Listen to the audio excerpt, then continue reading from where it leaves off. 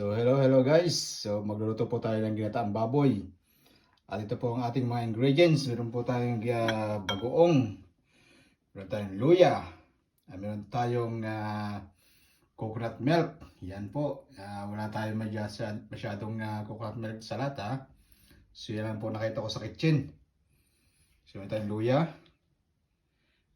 Onions and bawang. At meron po tayong pork, meron po tayong medyo mataba, so sinipilit natin siya. So siya muna ang ating unang lutuin. At meron din po tayong laman-laman, yan. So yan po ang ating ginataang bagoong mamaya. So try natin mamaya.